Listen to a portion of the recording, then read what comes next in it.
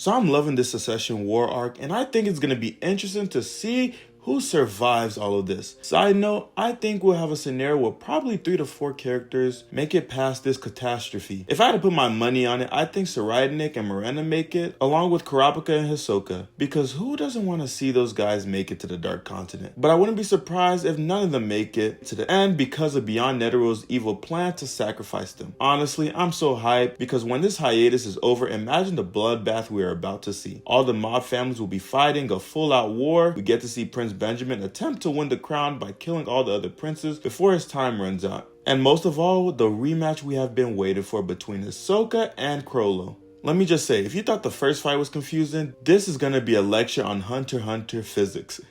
I've read that first fight so many times and I still have no idea what's really going on. Togashi went too deep into his bag and really put out some anime bullshit science. God, I love this guy. I couldn't deny that it was literally peak work. Also, to harken back to Kurapika, the moment that he meets Tserriednich is going to feed families. Oh my goodness. Our red-eyed demon is going to be back in full force. However, my only concern for this arc is how Togashi will give us closure for all the side characters that he just introduced. But with how many words he can fit onto one page, I'm sure he won't have an issue with that.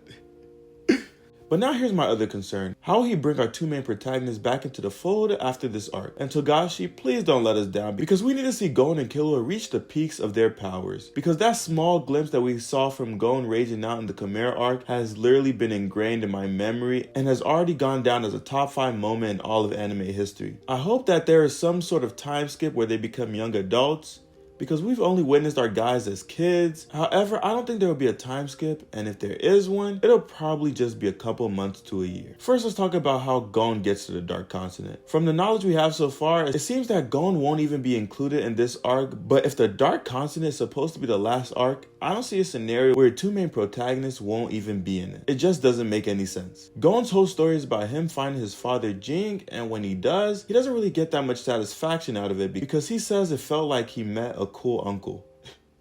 So now he needs another thing to chase after. As of right now, he cannot use Nen, but his father states that even though he cannot see his own Nen, it is there, which is a good sign that we will get one last crazy adventure with him. We know that he is not on board the Black Whale ship, but him and Periston were talking about taking their own ship to sail over to the Dark Continent. So I could see him sending a message to Gon to meet up at one of the Zodiacs so they could sail together. I think it would be very important for Gon to explore the Dark Continent so we can get answers to whether or not Gon is a Dark Continent calamity, because the shit he pulled in the Chimera arc was not a human power. Plus, Gon's introduction is kind of a mystery because Jing just brought him to Mito's front door and was like, take care of this little kid.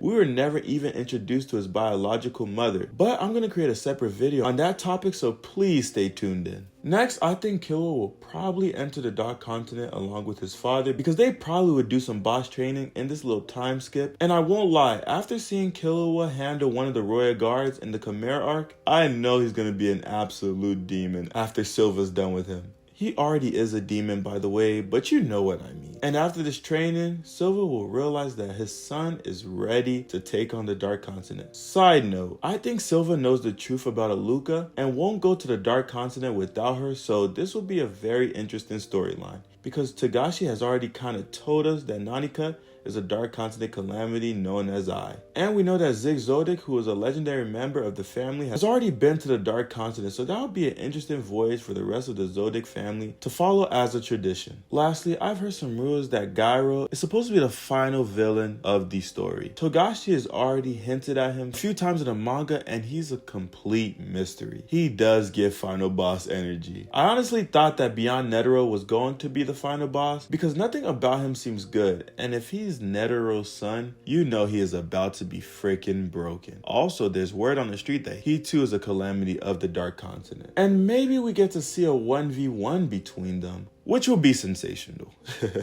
Togashi, you got a lot of options here, man. I'm just saying.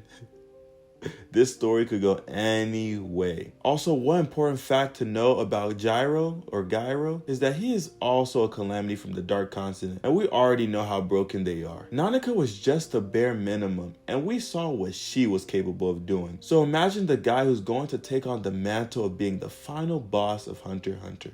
And knowing Togashi, I don't see a good ending happening for this story considering what he originally planned for the manga where Killua delivered the final blow to Gon, and I'm so glad this didn't happen. But let me know what your ideas are in the comment section down below.